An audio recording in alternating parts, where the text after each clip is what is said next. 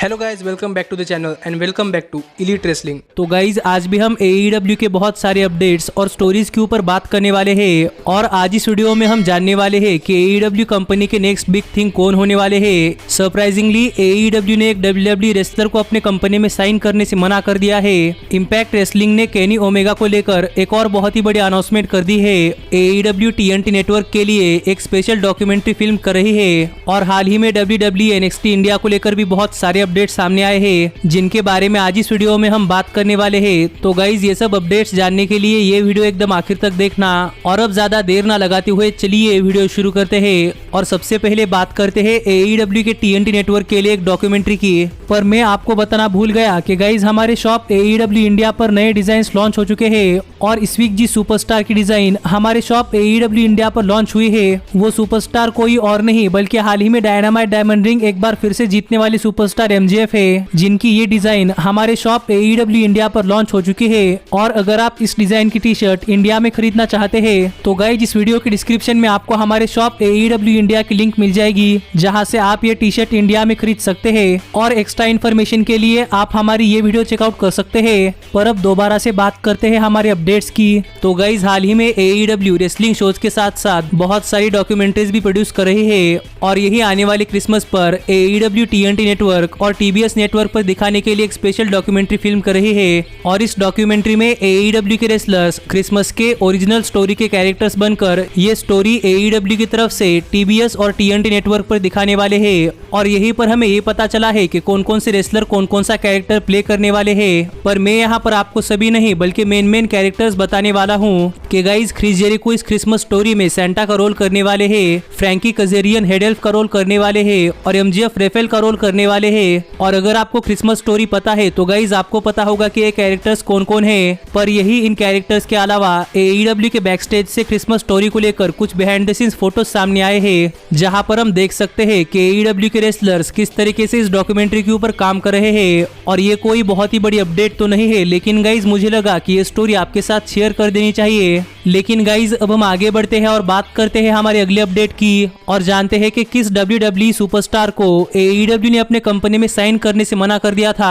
तो गाइज हम देखते हैं कि WWE के सुपरस्टार बहुत ही बड़े और बहुत ही पॉपुलर होते हैं, इसीलिए AEW ने हाल फिलहाल में बहुत सारे WWE सुपरस्टार्स को अपने कंपनी में साइन किया है। पर करंटली WWE के फॉर्मर सुपरस्टार ने अपने लेटेस्ट इंटरव्यू में बताया कि वो बहुत ही डेस्परेटली AEW कंपनी ज्वाइन करना चाहते थे, लेकिन AEW ने लगातार 3 बार उन्हें अपने कंपनी में साइन करने से मना कर दिया है, जिससे वो बहुत ज्यादा ओवरवेल्म फील कर रहे हैं और इसीलिए करंटली वो अपने आप पर दुगनी मेहनत कर रहे हैं। और ये फॉर्मर WWE सुपरस्टार कोई और नहीं बल्कि prime time players tag team के वन हाफ डैरेन यंग है, जिन्हें हमने WWE कंपनी में बहुत बार देखा है पर उनका WWE करियर कुछ खास अच्छा नहीं रहा और वो करंटली अब NJPW के ऊपर फोकस कर रहे हैं। पर यही डैरेन यंग ने अपने लेटेस्ट इंटरव्यू में बताया कि डैरेन यंग ने लगातार 3 बार AEW कंपनी ज्वाइन करने के लिए अप्लाई किया था, लेकिन AEW कंपनी ने लगातार 3 बार डैरेन यंग को रिजेक्ट कर दिया। जिसके ऊपर आप क्या सोचते हैं या आप मुझे कमेंट कर बताइए कि क्या AEW को डैरेन यंग को साइन करना चाहिए था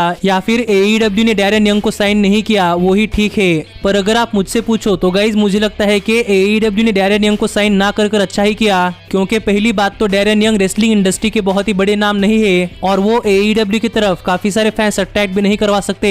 और मान लो कि अगर AEW ने डैरेन यंग को साइन किया होता तो फिर बहुत सारे लोग AEW को एक और बार क्रिटिसाइज करते कि AEW फॉर्मर WWE सुपरस्टार्स को अपनी कंपनी में साइन कर रही है। इसीलिए मुझे लगता है कि AEW ने डैरेन यंग को साइन ना कर सही किया है। लेकिन गाइज अब हम आगे बढ़ते हैं और बात करते हैं हमारे अगले अपडेट की और जानते हैं कि इम्पैक्ट रेसलिंग ने केनी ओमेगा को लेकर कौन सी बड़ी अनाउंसमेंट कर दी है। तो गाइज आपको तो ये बात पता ही होगी कि करंटली इम्पैक्ट रेसलिंग और AEW कंपनी साथ में मिलकर काम कर रही है और इसी पार्टनरशिप के चलते हमें last week Kenny Omega Impact Wrestling पर जाते हुए दिखाई दिए थे, जहां पर जाकर केनी ओमेगा ने कुछ बहुत ही बड़ी चीजें तो नहीं की, लेकिन केनी ओमेगा की इम्पैक्ट रेसलिंग पर अपीयरेंस से इम्पैक्ट रेसलिंग की व्यूवरशिप काफी तगड़ी बड़ी थी। और इसी के फॉलो अप में इम्पैक्ट रेसलिंग ने एक और बार अनाउंस कर दिया है कि guys AEW world heavyweight champion Kenny Omega एक बार फिर से इम्पैक्ट रेसलिंग के शो पर आने वाले हैं। और इस वीक के इम्पैक्ट रेसलिंग के शो पर भी हमें केनी ओमेगा डॉन कैलिस के साथ देखने को मिलने वाले हैं, जिससे अब एक और बार देखना पड़ेगा कि इस वीक के इम्पैक्ट रेसलिंग के शो पर जाकर केनी ओमेगा क्या करते हैं। लेकिन मैं आपको बताना चाहूंगा कि अगर इस वीक के इम्पैक्ट रेसलिंग के शो पर हमें अगर केनी ओमेगा की तरफ से कुछ बहुत ही बड़ी चीज देखने को मिलती है तो ही प्रोबेबली हमारे चैनल की कल की वीडियो सुबह आ सकती है। लेकिन अगर इस वीक के इम्पैक्ट रेसलिंग के शो पर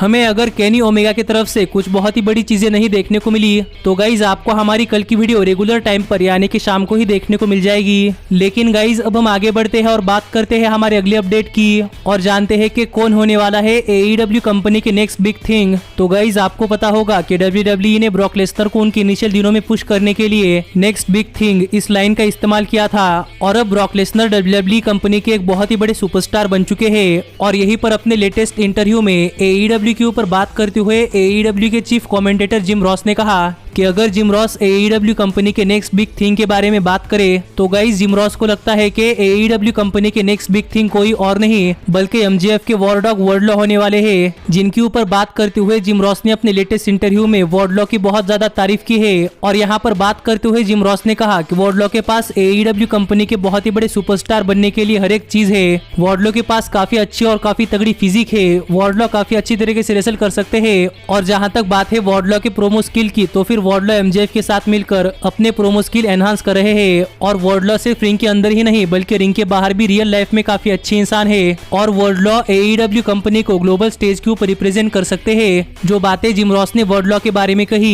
और इसीलिए जिम रॉस को लगता है कि वर्ल्डलॉ आगे चलकर AEW कंपनी के नेक्स्ट बिग थिंग बनने वाले हैं। जिसके ऊपर आप क्या सोचते हैं या आप मुझे कमेंट कर बताइए। लेकिन अगर आप मुझसे पूछो तो गाइज अब तक मैंने जितना भी वर्ल्डलॉ को देखा है तो उससे तो मैं जिम रॉस की बातों का एग्री करता हूँ। लेकिन गाइज अब हम आगे बढ़ते हैं और बात करते हैं हमारे फाइनल अपडेट की। जो अपडेट तो AEW कंपनी से रिलेटेड नहीं है क्योंकि यहाँ पर हम NXT इंडिया के बारे में बात करने वाले हैं। इसीलिए अगर आप यहाँ पर मुझे पूछना चाहते हैं कि मैं AEW कंपनी के अपडेट्स को छोड़कर NXT के अपडेट्स भी क्यों कवर कर रहा हूँ तो गाइज मैं आपको बताना चाहूंगा कि करंटली NXT की इंडिया को लेकर बहुत ही बड़ी अपडेट है जो कि मुझे लगता है कि किसी और ने कवर नहीं की। इसीलिए मैं इंडियन रेसलिंग फैंस को बताने के लिए ये अपडेट हमारी इस वीडियो में कवर कर रहा हूँ। और अगर यहाँ पर हम बात करें इस अपडेट की तो गाइज मैंने आपको लास्ट वीडियो में बता दिया था कि WWE बहुत ही जल्द NXT इंडिया नाम का एक ब्रांड लॉन्च करने के बारे में सोच रही है, जिसको लेकर रिसेंटली काफी सारे अपडेट सामने आए हैं कि गाइज करंटली तो WWE NXT इंडिया ब्रांड की टेपिंग NXT के शोज पर ही अलग से होने वाली है,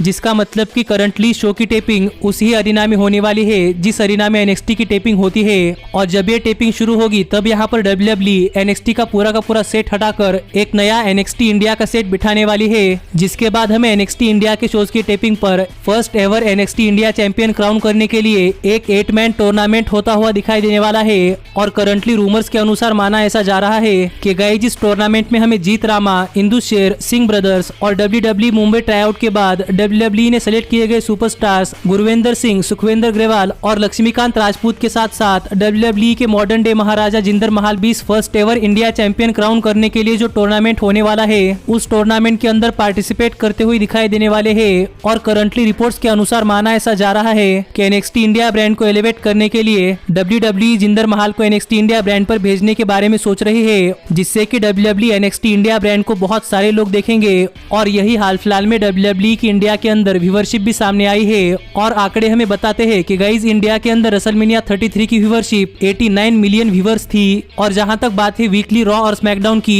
तो गाइज करंटली इंडिया के अंदर रॉ और स्मैकडाउन को वीकली 50 मिलियन व्यूवरशिप मिलती है, जो देखा जाए तो यूएसए के अंदर 2-3 मिलियन से बहुत ज्यादा है। और अगर यहाँ पर हम बात करें WWE संडे धमाल की तो गाइज इंडिया के अंदर WWE संडे धमाल को करीब 25 मिलियन की व्यूवरशिप मिलती है, जिससे ये तो क्लियर होता है कि इंडिया WWE के लिए काफी बड़ा मार्केट है। पर यही मैं आपको बताना चाहूंगा कि गाइज NXT इंडिया की लॉन्च डेट भी प्रोबेबली सामने आ चुकी है और करंट रूमर्स के अनुसार माना ऐसा जा रहा है कि गाइज WWE इंडिया ब्रांड हमारे रिपब्लिक डे के ऊपर यानी कि 26 जनवरी को लॉन्च होने वाला है और हमें 26 जनवरी के बाद रेगुलरली इंडिया के अंदर NXT इंडिया के शोज देखने को मिलने वाले हैं। पर जहां तक बात है इंडिया के अंदर WWE के परफॉर्मेंस सेंटर की, तो गाइस WWE के बैकस्टेज से ये रिपोर्ट सामने आ रही है कि ये पैंडेमिक खत्म होने के बाद WWE साल 2022 में इंडिया के अंदर अपना WWE India performance centre open करने के बारे में सोच रही है, जो कि इंडियन रेसलर्स के लिए काफी अच्छी न्यूज है। और इतनी ही अपडेट है जो कि करंटली NXT इंडिया को लेकर सामने आई है। और आप मुझे कमेंट कर बताइए कि NXT इंडिया के बारे में आप क्या सोचते हैं। लेकिन गाइस अब मिलता हूँ आपसे अगली वीडियो में, पर तब तक stay healthy, stay happy and keep watching elite wrestling.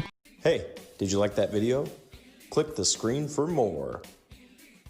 And where do you think you're going? Check out our official merchandise page and to support the entire cast. And thanks so much for being the elite.